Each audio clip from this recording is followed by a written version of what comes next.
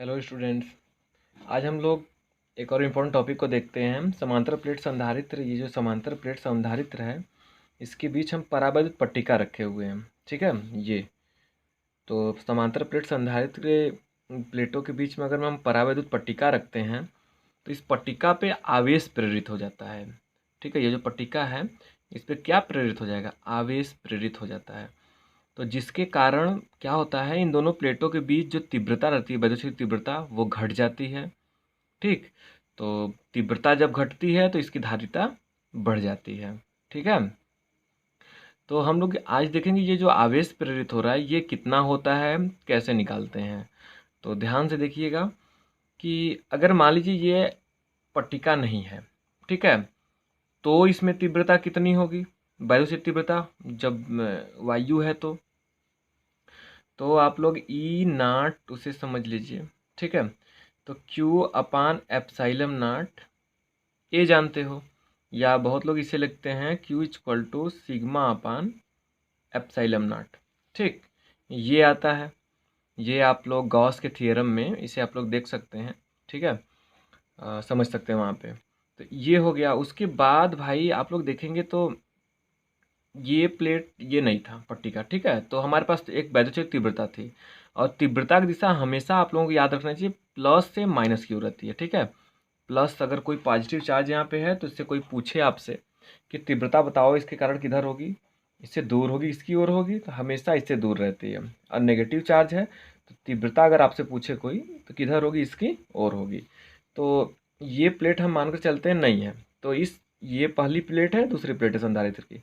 तो इस वाले प्लेट से तीव्रता की दिशा इस प्लेट की ओर होगी, जिसे हम ई नाट माने हैं। ई नाट मतलब वैक्यूम में तीव्रता है वैद्युत क्षेत्र की। फिर अब इन आवेशों के कारण इस पे आवेश, इस वाले सतह पे ऋण आवेश प्रेरित हुआ, और इस ऋण आवेश के कारण परावैद्युत पदार्थ के इस वाले सतह पे धन आवेश प्रेरित हुआ। ठीक है, तो चलिए देखते हैं कि आखिरकार ये आवेश कितना है, और इस ये जो प्रेरित हुआ आवेश है, इस आवेश के कारण जो वैद्युत क्षेत्र तीव्रता है उसकी दिशा पे ध्यान देते हैं। तो प्लस इधर है और इसका माइनस इधर है। इस परावैद्युत पदार्थ का जो प्लस है वो क्या है, इधर है, और माइनस इधर है, तो इसकी दिशा किधर होगी, इधर होगी। तो पहले दोनों प्लेटों के बीच जो वैद्युत क्षेत्र तीव्रता थी उसकी दिशा किधर थी, इस साइड थी, इस दिशा में थी। और इसके कारण ये जो पट्टिका है, इसके कारण जो वैद्युत क्षेत्र तीव्रता आई है उसकी दिशा किधर है, इस प्लस से माइनस की ओर। तो देखिए ध्यान से, ये दोनों की दिशाएं विपरीत हैं। ठीक है, दोनों दिशाएं क्या हैं, अलग अलग हैं। तो इसलिए जो परिणामी वैद्युत क्षेत्र तीव्रता होगी, ठीक, परिणामी वैद्युत क्षेत्र की तीव्रता होगी, वैद्युत क्षेत्र की तीव्रता अगर हम निकालें तो क्या होगी, E equal to E naught minus E I. ठीक है, क्यों क्यों ऐसा होता है, क्योंकि जो प्लेटों के कारण तीव्रता है उसकी दिशा इधर है, और जो इस परावैद्युत पट्टिका में प्रेरित हुआ है, उत्पन्न हुआ है इन्हीं आवेशों के कारण, उसकी दिशा विपरीत है। तो दोनों क्या हो जाएंगे, घट जाएंगे। और ध्यान रखना सभी लोग कि क्यू डैश हमेशा कम होता है क्यू से।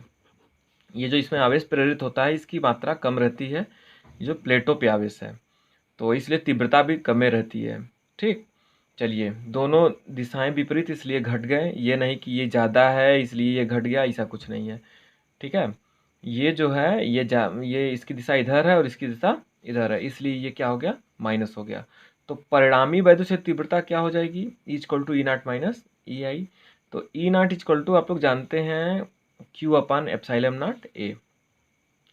ई इक्वल टू हो गया q upon epsilon naught A minus E I. क्या हो जाएगा भाई, बस इसमें हमको लेना है, तो इसका आवेश क्या है हमारे पास, क्यू डैश है, तो Q dash upon epsilon naught ए।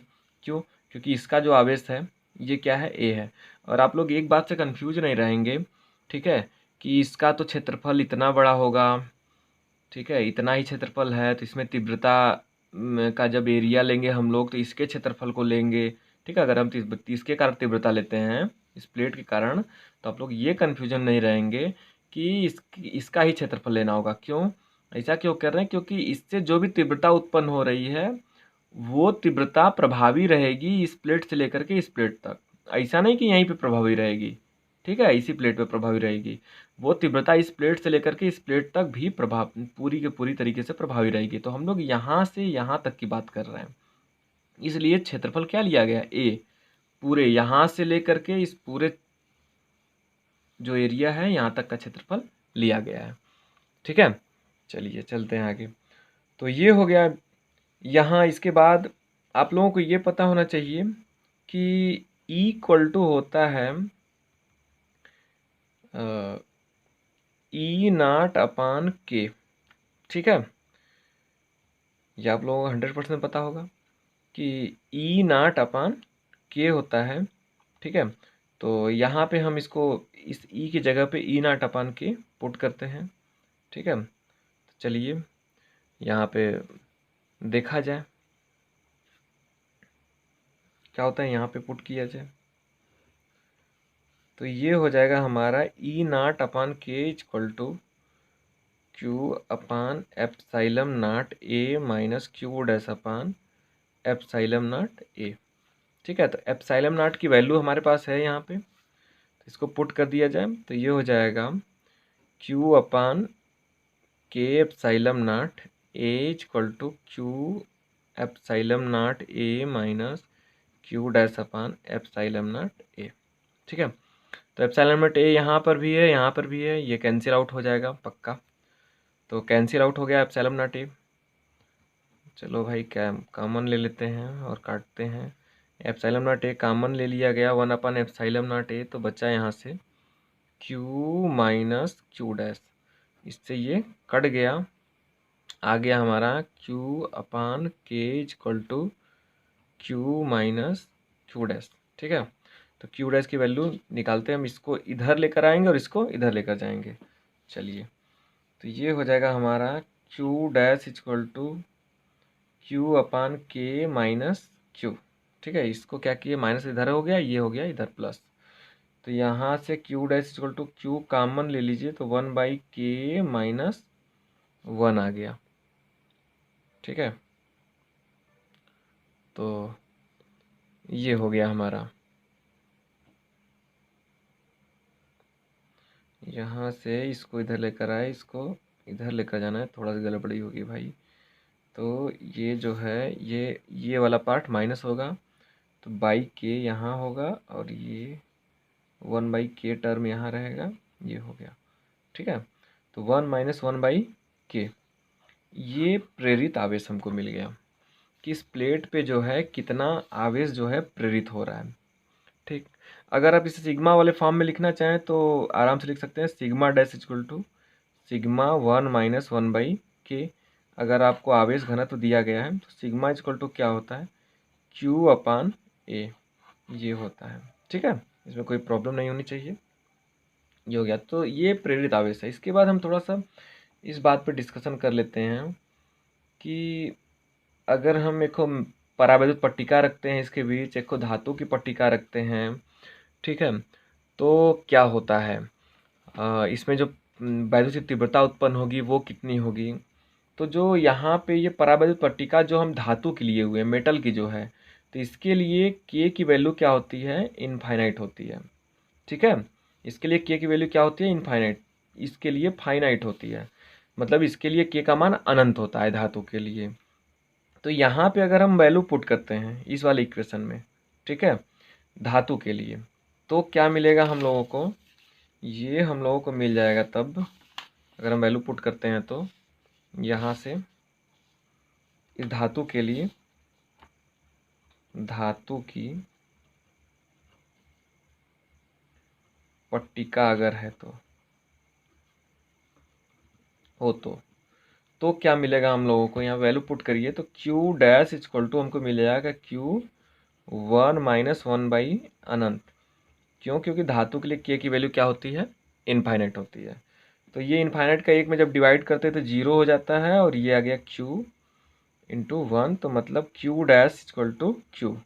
तो ध्यान रखियो कि अगर धातु की पट्टिका इसके बीच में रखते हैं तो उतना आवेश प्रेरित होगा इस पट्टिका पे जितना कि आपके प्लेटों के बीच में है, ठीक है। बस यही रहेगा कि ये प्लस है तो इस पट्टिका पे जो भी आवेश प्रेरित होगा तो वो माइनस होगा, ठीक। और अगर ये माइनस है तो इस पे जो प्रेरित आवेश होगा वो प्लस होगा। चिन्ह तो बदल जाना है, लेकिन जितना आवेश इस प्लेट पे रहेगा उतना आवेश इस धातु के पट्टिका पर भी रहेगा। ठीक है, तो ये बात आपको ध्यान रखनी है। ठीक, तो जब ऐसी बात आ जाती है तो तीव्रता भी देख लेते हैं भाई, तीव्रता इसमें कितनी हो जाएगी। तो जब आवेश दोनों के बराबर हो गए तो जब हम इसमें तीव्रता निकालेंगे, मान लीजिए यही हमारी पट्टिका है, तो जितना आवेश इन दोनों प्लेटों पे है वही आवेश इसमें भी है। तो जब आवेश बराबर हो गया तो तीव्रता भी तो बराबर हो जाएगी।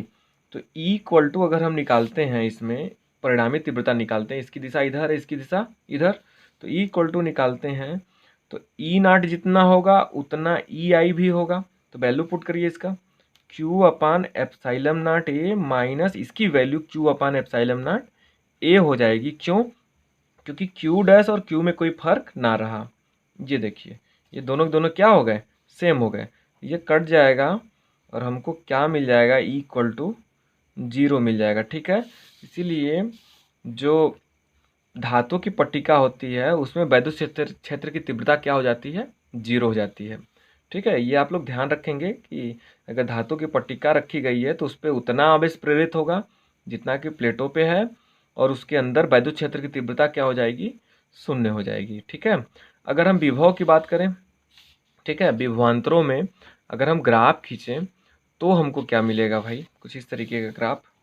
अगर यहाँ पे देखा जाए, ये अगर इधर विभवांतर है, ठीक है, इधर भी हो गया और इधर दूरी है r है, तो हम लोग डी डिस्टेंस लेते हैं, डी क्यों ऐसा कर रहे हैं, क्योंकि ये देखिए यहाँ से यहाँ तक की दूरी जो है, यहाँ से यहाँ तक की दूरी है, डी ली गई है। पट्टिका भी डी चौड़ाई की है, फिर यहाँ से यहाँ तक भी डी है, फिर यहाँ से यहाँ तक भी क्या है, डी है, फिर यहाँ से यहाँ तक डी है। भले ही फिगर बनाने में हमें थोड़ा सा ये आगे पीछे है, कम अधिक है, लेकिन आप लोग ये समझेंगे जो दूरी ली गई है वो डी ली गई है। ठीक है, तो हम लोग देखते हैं कि यहाँ से यहाँ तक जो विभवांतर है वो कितना है, यहाँ से यहाँ तक जो विभवांतर है वो कितना है, यहाँ से यहाँ तक जो विभवांतर वो कितना है, और यहाँ से यहाँ तक पट्टिका में कितना है और धातु की पट्टिका में कितना है। ठीक है, तो आप लोगों